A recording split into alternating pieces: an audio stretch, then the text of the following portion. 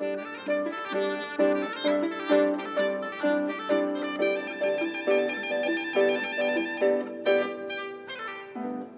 friends. Sarah here with another episode of Elephants in the Practice Room. And I hope everybody out there is having a really great day and that you are doing something that brings you joy. I wanted to touch on a topic today that's really important to me, really fires me up. And it really was brought to my attention again after watching the Olympics this year. I watched the Olympics this year for the first time in many years. I hadn't been able to watch them for a while. I used to really enjoy them as a kid. And I just kind of couldn't for a while. I felt like it kind of was hitting into stuff that kind of was hitting too close to home for me. It kind of, like many of you musicians out there, felt like I really identified with those athletes, especially the ones that maybe were injured or missed the podium by a hair, or maybe just, didn't do their best. And then also this year, I found myself able to watch again and to identify with that crowd, but then to also identify with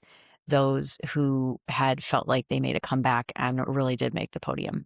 And I think part of that has been, a shift in my own mental state, of course, and reframing, success and my version of it, and why I do my artistry, what it means to me, and why I do it. So I think it kind of helped me to enjoy the Olympics this year rather than just see all of the negatives and the negative connections and the things that musicians and athletes share in a negative way. But the larger point here that I want to drive home is the fact that something that it occurred to me, I wrote in a journal like exactly 15 years ago.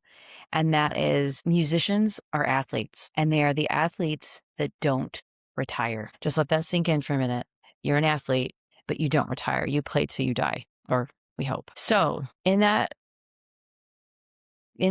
what are we doing to train ourselves to sustain the stress, the pressure, the intense load that we have to carry around, not just mentally, but physically? And, things that I've been, carrying around with me is aggravation toward my training, aggravation in my own education, and feeling lied to, feeling like I was never told that it was going to be this hard and that I needed to develop these, certain skill sets beyond my instrument. Right. And so am I saying that we need to be training like an Olympic athlete? Yes and no. We're not going to be in the gym 5 hours a day, right? But I also think that there's a whole lot more that we need to be developing on the physical realm, in the physical realm and the mental perspective. But today I really want to focus on the physical side. I know from my own self and working with my own students and musicians that I train is that when you are when you're meeting physical activity guidelines, that you are going to play with more ease. You are going to be able to have way more endurance, your power, your strength, everything is going to be just that much easier. You're going to be able to gig more and longer if you want, right?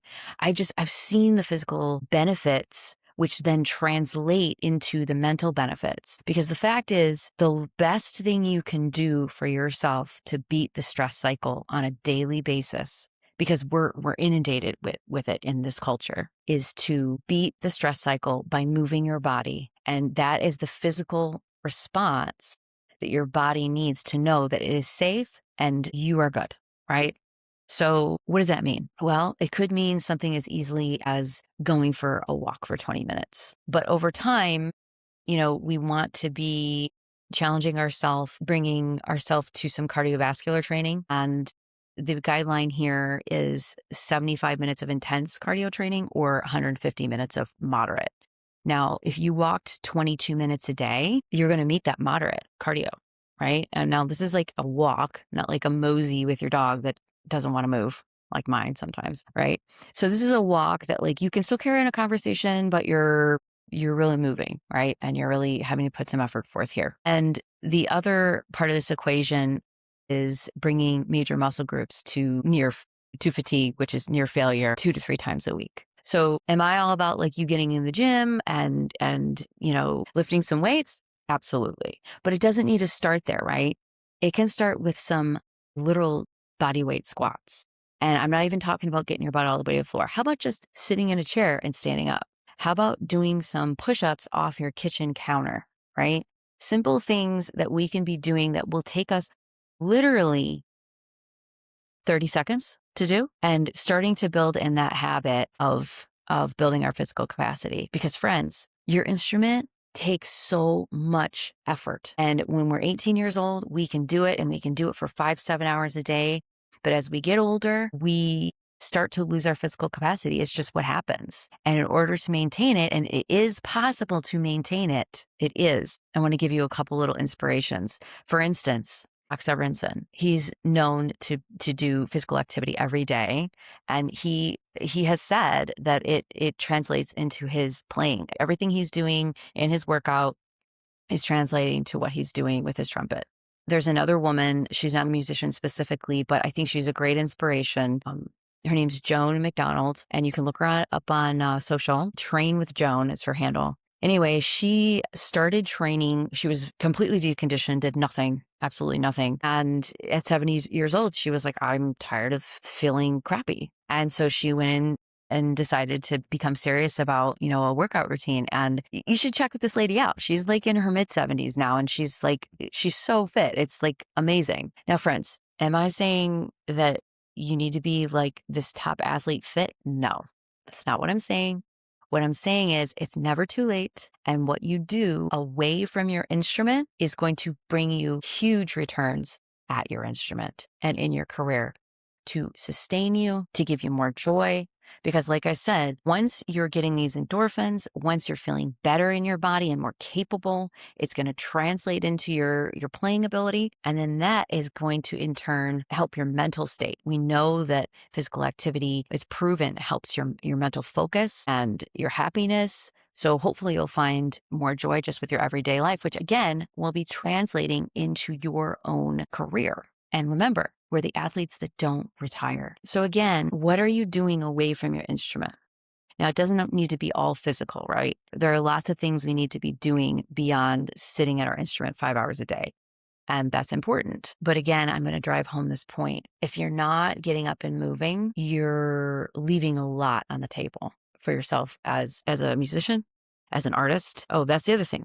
Your creativity is peaked through physical activity. It's proven as well.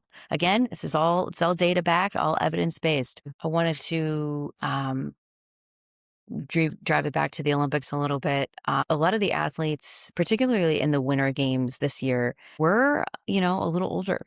We had a U.S. curler who was 54 years old. We had a snowboarder who from Austria who was 52. We've got a Brazilian bobsledder who is 46. So, and then an alpine skier who's 46, another alpine skier who's 46. It's never too late, and we can still be competitive at an older age too. We don't need to be 25 fresh out of conservatory to be winning these gigs if that's what our goals lead us to, right?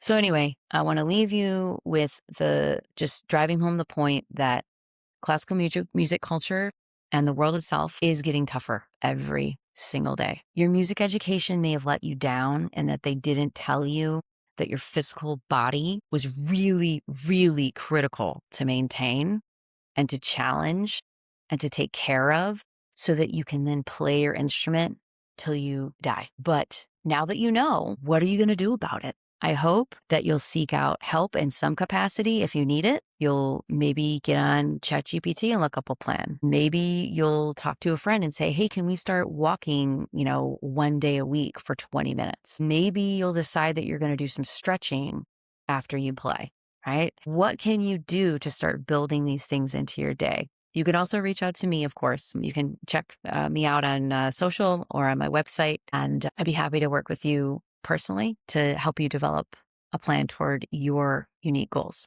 Hope you guys have a great day. And remember, your body is important. Take care of it. Have a good one.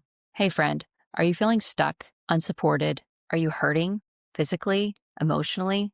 Do you need someone to just talk to? Check out the show notes and click the link to learn more about my coaching. I'm here to help.